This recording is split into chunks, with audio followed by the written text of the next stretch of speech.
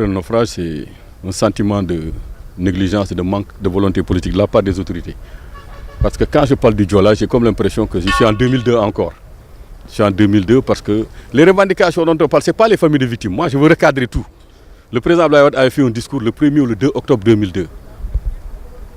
Il a organisé les funérailles nationales à l'endroit qui s'appelle aujourd'hui la place du souvenir. C'est là que cette place est née. Il a fait des promesses, il a dit la lumière sera faite. C'est lui qui a parlé d'indemnisation, c'est lui qui a parlé de pupille de la nation, c'est lui qui a parlé de renflouement du bateau, d'université et autres là et tout. Et ça, nous on avait pris ça. En ce qui concerne les familles de victimes directement, on ne parlait pas d'université parce que c'était pas vraiment ça, c'était pour le désenclavement et tout, pour que les étudiants, parce que les étudiants étaient très nombreux ceux qui sont restés dans le bateau pour qu'ils puissent rester en Casamance. Mais ce qu'on constate, c'est que la lumière, c'est-à-dire la justice, c'est le point d'entrée. Rien n'est fait dans ce sens. Dossier classé sans suite. C'est parti en France, la politique a pris dessus sur ça en France aussi. Le renflouement, le bateau est là où il est. Nous avons même trouvé, l'Union européenne était prête à sortir le bateau. L'État a refusé. Jusqu'à présent, nous le réclamons. L'indemnisation, ils l'ont fait. Ils ont décidé, ils ont mis un montant, mais tout le monde n'a pas pris ça. Il y a des gens qui disent tant que la justice ne se prononcera pas, ils ne prendront pas. Il y en a qui pensent aussi que prendre l'indemnisation, c'est comme s'ils vendaient. Parce que c'est des croyances culturelles différentes. Il y en a qui disent aussi que tant qu'ils ne feront pas le deuil, ils ne pourront pas prendre d'indemnité. Le pupille de la nation, quand le président en a parlé, il y a une loi et tout, ça a commencé à être effectif qu'en 2012. En février 2012, on était en pleine élection. Donc 10 ans après. Et ces 10 ans après, ils ont pris que ceux qui avaient 18 ans et moins de 18 ans du moins. Donc ceux-là qui avaient 8 ans au moment du naufrage n'ont jamais été pris en charge comme pupille de la nation. 8 ans et plus. Parce qu'eux, en 2012, avaient plus de 18 ans. C'est ça qui n'est pas normal. Donc, la liste, comme je vous l'ai dit. Mais l'État du Sénégal n'a jamais produit la liste des victimes. Je me rappelle au début, le secrétaire général actuel de la présidence, Maxime, c'est lui qui était, on l'appelait préfet au ministère de l'Intérieur, qui s'occupait du recensement. Moi, je m'occupais de ça parmi les familles. Le jour qu'on devait faire échange de documents, je suis venu avec du dur et de l'électronique. Il a refusé d'amener les documents. L'État du Sénégal a fui toutes les listes que vous voyez à l'église, tout ça là, c'est nous qui avons donné ça à l'église. Et notre liste c'est 1992 ou 2009, je ne me souviens pas. Ce n'est pas 1864. Il faut qu'on recrate un État qui est incapable de donner la liste des victimes. Un bateau qui était piloté et commandé par les militaires, qui appartient à l'État du Sénégal. Et les familles sont parties plus vite. Il y a un manque de volonté politique. Le président Macky Sall ne me dira pas que lui ne connaît pas.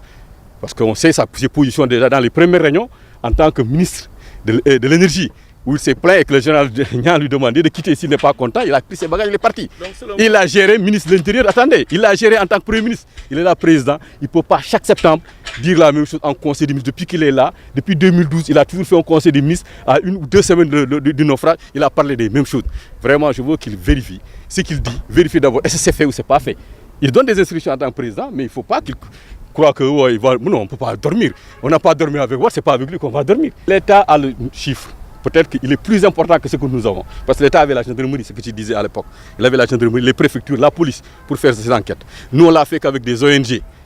On est parti plus vite. Quand on prononçait des trucs, Idrissa Seck, on se rappelle, c'est dans son discours de politique générale en février 2003 à l'Assemblée. Un député l'a posé la question, il dit le Joola c'est 1864 victimes. Pas de chiffres, pas de documents jusqu'à présent. Et tout le monde dit 1864 parce que ça vient du Premier ministre. Le Premier ministre là, il ne connaissait rien du Joola. Il a été nommé en décembre, je ne sais pas, ou en novembre. Et en février, il parle de chiffres. Nous y étions jusqu'à présent, on a fait les enquêtes, on a toutes les familles et tout. Personne, l'État n'a jamais contesté ce chiffre-là. Les documents que vous voyez circuler avec un truc, c'est nous qui l'avons remis à l'église. Et l'église, en faisant l'estelle, le monument au cimetière Saint-Lazare, avait demandé la liste des victimes. Et c'est là que cette liste-là est sortie. Et je crois qu'il faut que l'État comprenne que c'est un record. Quand on bat un record, on a un comportement. Que ce soit positif ou négatif, on a un comportement. L'État du Sénégal a battu le record des catastrophes en termes de victimes, mais n'a jamais pris ses responsabilités. Il a indemnisé pour que les gens se taisent. Il a pris les pupilles pour que les gens se taisent. Mais le sérieux, le bateau est là où il est. C'est ça qui est dommage jusqu'à présent. Moi, je ne prends plus le bateau. Je ne peux pas dépasser l'épave d'un bateau qui est supposé contenir mes enfants. Ils veulent que je le fasse. Je ne le ferai pas. Parce qu'ils n'ont personne. S'ils avaient même un cousin qui leur était proche, ils allaient le sortir. Mais c'est le pays qui fonctionne comme ça. Et peut-être qu'aujourd'hui et un jour, quand un proche des familles de victimes de Joola sera au pouvoir, mais on va sortir le bateau, même si c'est un morceau de fer qu'on va sortir, on le sortira.